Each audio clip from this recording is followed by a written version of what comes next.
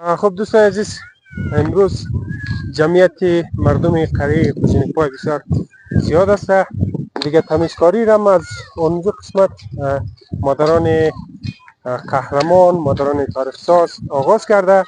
دیگه امروز میخواد که این تمیزکاری فقط همون قسمتی که اسکواتور عریضکاری شده تا این قسمت پاککاری شود. دیگه دوستان و عزیزای بیننده،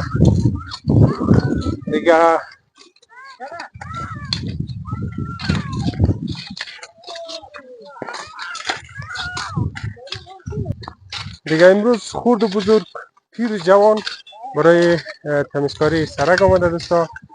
دیگه شما میبینید که مادران زحمتکش با بیلی پاره‌پاره خودشان چقدر با شوق و علاقه و چقدر پر انرژی کار منه امروز.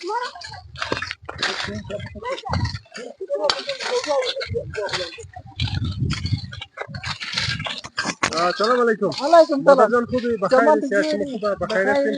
سلامت مادر جان امروز بازم چطور با شوق و علاقه ای همدین دا شوق و حرکاتی؟ علاقه امروز هم دیگه امروز هم نیست که من دا میرم پاکی کنی که دیگه روزه میام دیگه امروز. تو سبارم بخیر، ماه آره مبارک رمضان آره شروع میشه. سبا آره روزه است دیگه. صبح روزه بخیر دیگه در روزه دیگه کم آدم دیگه خواه خواه چیز میشه. خواه. مادر جان یک دو بیتی برای بنده ها اگر گفته بکنی.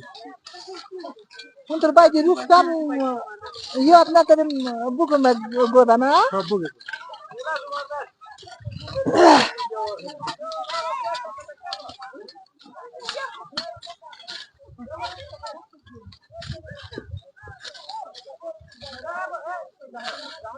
مسلمان عجب دادی خدا شد قند فرقه کابل برپاشد سر تنگا کی ما تخت زماره چپا کل بله سر زماره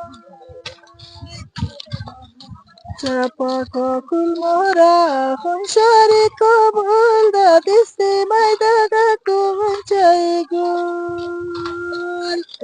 شکر، زنده باشی.